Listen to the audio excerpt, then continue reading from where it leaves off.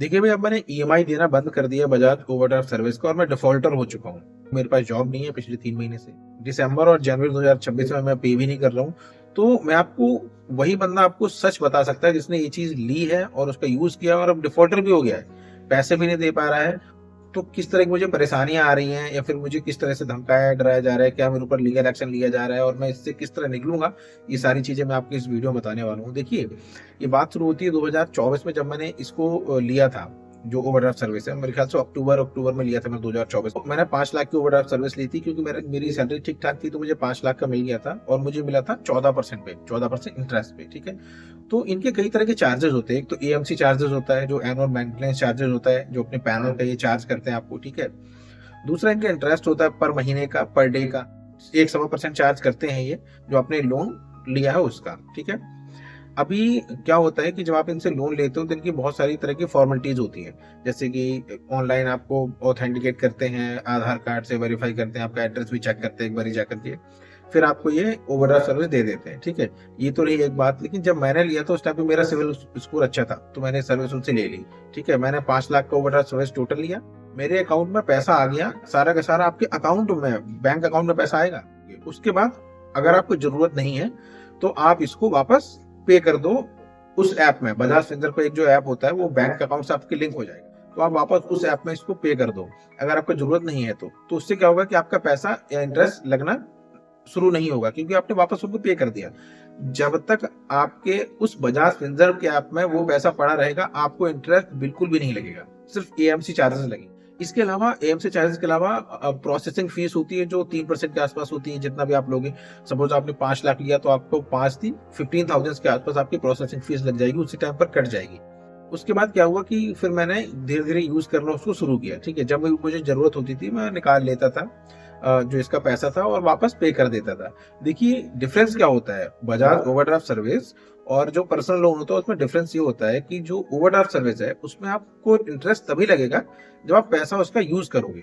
नहीं यूज़ करोगे तो पैसा नहीं लगेगा और आप पैसा किसी भी टाइम उसमें से बोरो कर सकते हो, 1 घंटे के अंदर आ जाता है आपके पास पैसा अकाउंट में। जबकि पर्सनल लोन में क्या होता है कि आपने वो लोन ले लिया तो आपको फिर उसका इंटरेस्ट प्लस उसका जो मूलधन है वो आपको हर महीने पे करना पड़ेगा, जो कि बजाज की जो ओवरड्राफ्ट सर्विस है इसमें अच्छा होता है। आप मैं ये नहीं बोल रहा कि बजाज की ही ओवरड्राफ्ट सर्विस लो पसंद करो, आप किसी भी जहां से आपको ओवरड्राफ्ट सर्विस मिल रही है आप वहां से यूज कर लो, बस आपका इंटरेस्ट कम होना चाहिए, जितना कम से कम हो उतना अच्छा है और जितना प्रोसेसिंग फीस आपकी बच जाए उतना अच्छा है। आप कहीं से भी लो, ठीक है? क्योंकि मैंने एक वीडियो बनाया था उसमें बहुत सारे लोग बोल रहे थे कि बजाज के एजेंट है। भाई बजाज के एजेंट नहीं हूँ, आप कहीं से भी लो, ठीक है?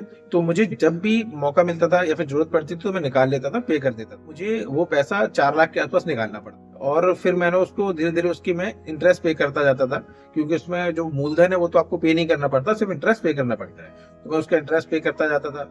लेकिन अभी 3 महीने पहले मेरी जॉब चली गई, ठीक है? अब जॉब जाने के बाद क्या हुआ कि मैंने 1 महीने तो पे किया कहीं न कहीं से, ठीक है, एडजस्ट करके। लेकिन दूसरे महीने मैं नहीं पे कर पाया तो भाई मेरे पास क्या है, कॉल्स वगैरह न आने लगे। अच्छा ठीक है, देखो बजाज जो कंपनी है उसकी एक चीज़ तो मैं बताऊँगा आपको कि ये आपको बहुत जल्दी ओवरड्राफ्ट सर्विस या फिर लोन वगैरह दे भी देंगे, ठीक है? बहुत ज़्यादा टाइम नहीं लेते, फास्ट चल गया सब कुछ। लेकिन अगर आपने 1 महीने भी पे नहीं किया है, फिर आपने 1-2 दिन ही डिले किया, तो फिर ये आपके पीछे पड़ने लगते हैं। जबकि मैंने क्या देखा है कि अगर आपने कहीं बैंक से या फिर किसी ऐसी अच्छी बड़ी bank ICICI, HDFC, axis bank कहीं और से अगर आपने ये सर्विस ली है, फिर लोन लिया है, तो अमूमन अगर 10 दिन, 15 दिन डिले हो जाता है, तो वो लोग आपको एक भी कॉल नहीं करेंगे। सिर्फ मैसेज आता रहेगा कि आपको ओवरड्यू हो गया है, ओवरड्यू हो गया है। लेकिन बजाज का मैंने एक चीज़ देखा है कि अगर आपने 1 दिन भी डिले किया है, तो ये आपको कॉल करने लगेंगे। सबसे पहले आपको जो सिस्टम जनरेटेड कॉल है, वो आने लगते हैं, ठीक है? मेरे केस में जो हुआ मैं आपको बताता हूँ और मैं किस तरह से डील कर रहा हूँ, ठीक है? मैं वो भी आपको बता रहा हूँ।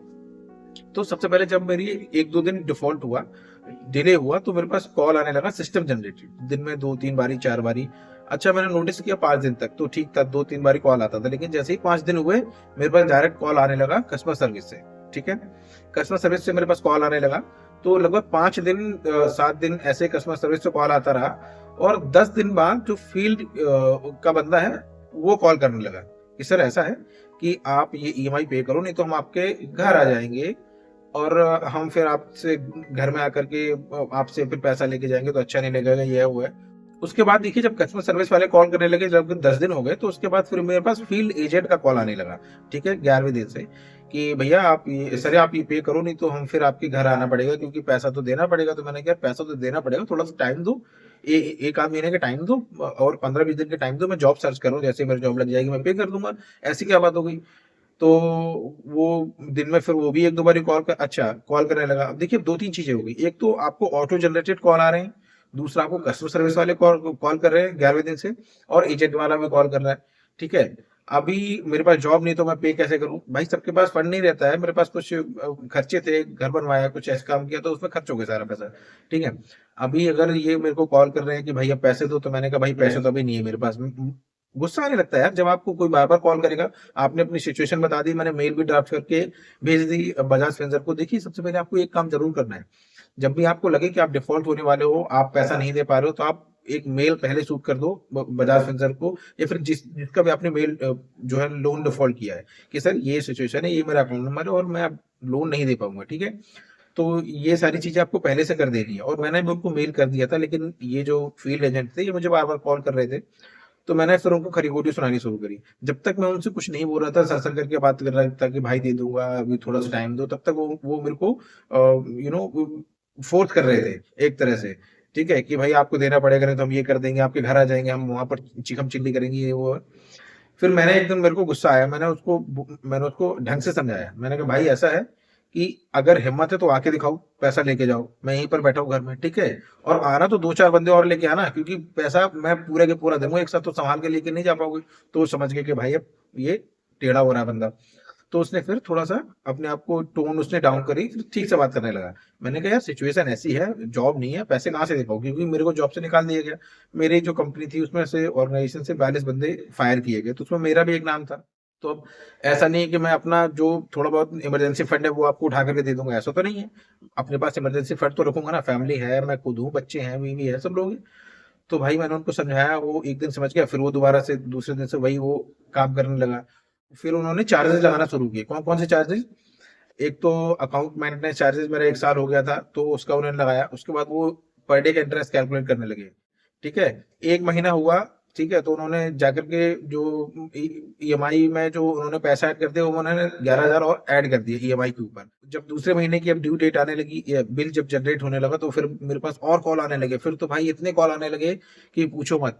अभी अगर एक जगह से आपको, और मेरे साथ 2-3 लोन हैं, तो छोटे-छोटे हैं, वो एक ये एक बड़ा है, तो सब जगह से कॉल आने लगे। मुझे कम से कम 10, 15, 20, 50 कॉल एक दिन में आने लगे। तो मैंने कहा कि भाई सिचुएशन तो गड़बड़ हो रही है। तो मैंने सबको फिर मेल किया, मैंने उनको समझाया, बताया कि भाई ये सिचुएशन है, लेकिन भाई ये मेल करने से ना कोई मानता नहीं है। ना तो कोई बैंक है, ना तो कोई फाइनेंस कंपनी, ना तो कोई फील्ड एजेंट, ठीक है? कुछ 1-2 कॉल आए लड़कियों के, जो बहुत बुरी तरह की तरीके से जिन्होंने बात करी, मैं रिकॉर्डिंग है मेरे पास, बट मैं सुनवा नहीं सकता। तो मैंने उनको जो है कि मैंने भी फिर उनको उल्टा-सीधा बताया।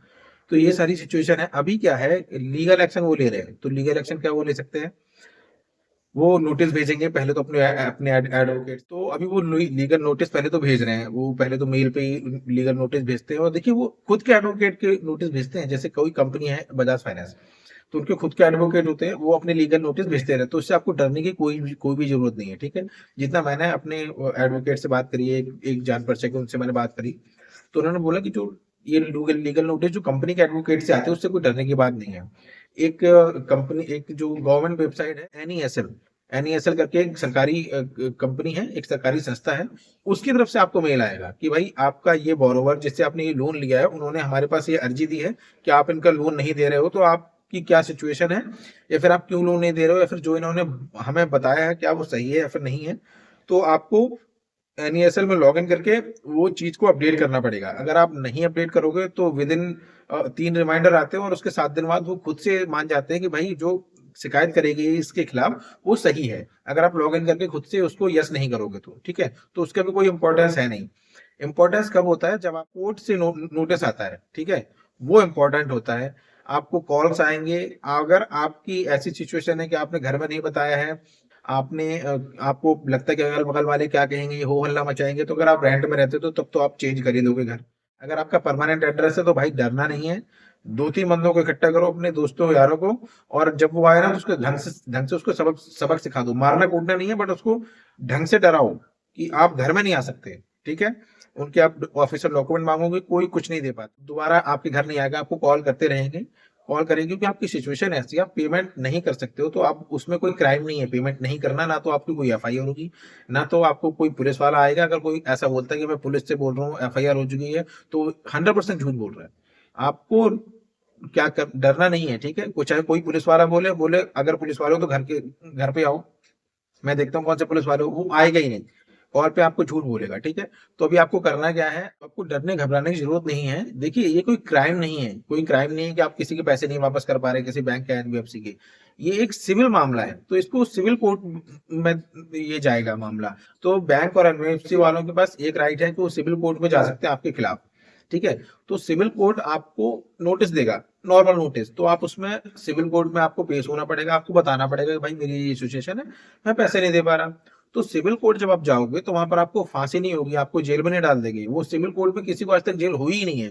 वो सिविल कोर्ट से इसलिए नोटिस आता है कि आप दोनों पार्टी बैठो और बीच में डिस्कस करो, और उस कोर्ट इसमें बीच में रहेगा कि कितने पे आप सेटलमेंट कर सकते हो, ये होता है, ठीक है? बाकी सिविल कोर्ट में कोई आपको फांसी या पकड़ के या जेल में नहीं डालेगा, आप जैसे जाओगे वैसे घर वापस आ जाओगे। और अगर आपको सिविल कोर्ट से नोटिस एक दो बारी तीन बारी आ गया और आपने उसको कोई जवाब नहीं दिया, आप गए नहीं, तो फिर आपके पास उसी सिविल कोर्ट से आर्बिट्रेशन का नोटिस आ जाएगा। और ये जो बैंक वाले होते हैं वो यही चाहते हैं कि आप एक दो तीन बारी जवाब मत दो सिविल कोर्ट का, तो आपके पास आर्बिट्रेशन का नोटिस आ जाएगा। फिर आपको 14 दिन की न्यायिक न्यायिक हिरासत में जाना पड़ेगा। तो आपको सिविल कोर्ट से जब भी कोई नोटिस आता है तो उसका आपको जवाब जरूर देना है। वो अब आप लोग पूछेंगे कि वो कैसे आएगा, मेल पे कि फिजिकल? देखिए, वो मेल पे भी आता है, फिजिकल भी आता है, जिस तरह से भी आपको मिले आपको उसका जवाब देना है। अगर आप अपनी मेल आप बराबर चेक करते रहिए, ठीक है? और कोई अगर आपका कुरियर आता है, आपके पास मैसेज आता है, तो उसको आप ट्रैक करते रहिए कि कहाँ पर है, डिलीवर्ड हो रहा है या फिर नहीं हो रहा है। तो ये सारी चीजें हैं। तो बजाज फिनसर्व सर्विस जो मेरे ख्याल से, अगर कोई इसका वाइजली यूज करता है, बुद्धिमानी से यूज करोगे तो अच्छी सर्विस है। हालांकि आपको उसमें पैनल चार्जेस लगते हैं। अगर आप एक बार लेने के बाद आप चाहो कि मैं इसको क्लोज कर दूं, तो आप इसको क्लोज नहीं कर पाओगे, या फिर आपको बहुत हैवी चार्जेस उसमें देने पड़ते हैं। क्लोज करने से अच्छा है कि आप उसको पड़ा रहने दो। 8 साल के लिए होता है। अगर आप 8 साल तक आप उसको बुद्धिमानी से यूज करते हो तो ठीक है। अगर आपने गलत तरीके से यूज कर लिया, फिर इतना ज्यादा अमाउंट निकाल लिया जो कि आप पे नहीं कर सकते, आपको 3-4 महीने पे करने के लिए एडवांस में रखा नहीं है बाहर, जैसे मेरे साथ हुआ, तो फिर फंस जाओगे। ये आप लोगों के ऊपर है कि आप लोग पर्सनल लोन लेना चाहते हो या फिर ओवरड्राफ्ट सर्विस। और मैं तो कहता हूँ, अगर आप ओवरड्राफ्ट सर्विस लेते हो ना, तो बहुत कम अमाउंट की, ज्यादा से ज्यादा 50,000 की या फिर 1 लाख की लो, क्योंकि वो पैसा आपका पड़ा रहेगा इमरजेंसी के लिए, ठीक है? उस पर थोड़ा बहुत चार्ज लगता है तो लगने दो, लेकिन इमरजेंसी के लिए आपके पास फंड हो जाएगा। तो अगर आपको बड़ा अमाउंट चाहिए तो आप पर्सनल लोन की तरफ जाओ। अगर आपको इमरजेंसी के लिए फंड रखना है और छोटा अमाउंट चाहिए, तो फिर आप बजाज फिनसर्व का ओवरड्राफ्ट सर्विस या फिर किसी भी कंपनी का ओवरड्राफ्ट सर्विस की तरफ जा सकते हो, अगर आपको छोटा अमाउंट चाहिए। तो ये था मेरा पर्सनल एक्सपीरियंस जी। अगर कोई भी डाउट हो, कोई भी क्वेरी हो, तो कमेंट कीजिए, मैं उसका रिप्लाई जरूर से करूंगा। और जो आर्बिट्रेशन का भी नोटिस आता है ना, वो बेलेबल ऑफेंस है। अगर आपको उधर जेल में डाल भी दिया जाएगा तो आप उसी दिन सेम डे बाहर आ जाओगे, वो बेल हो जाती है उसमें सेम डे की। कोई ऐसे डरने घबराने की बात नहीं है। और जो लोग बोलते हैं कि भाई मैं बजाज फिनसर्व का जो है कि एजेंट हूँ, ऐसा नहीं है। मैंने खुद सर्विस ले रखी है, मैंने खुद से डिफॉल्ट कर दिया है, मेरी सिचुएशन नहीं है अभी पे करने की, नहीं पे करूंगा। अगर आपको फोन एजेंट्स का उठाना है तो उठाइए, नहीं उठाना है तो मत उठाइए। सिम चेंज करनी तो कर दीजिए, नहीं करनी तो मत कीजिए। आपको उनको ब्लॉक करना है, सबको अननोन नंबर ब्लॉक कर दीजिए। कोई भी क्राइम नहीं है। आप पैसे नहीं दे पा रहे, आप नंबर नहीं उठा रहे, बात नहीं कर रहे, this is not a crime. आप सेफ हो जब तक सिविल कोर्ट से आपको आर्बिट्रेशन का नोटिस नहीं आ जाता है। वीडियो अच्छा लगे तो लाइक कीजिए और सपोर्ट कीजिए। Thank you.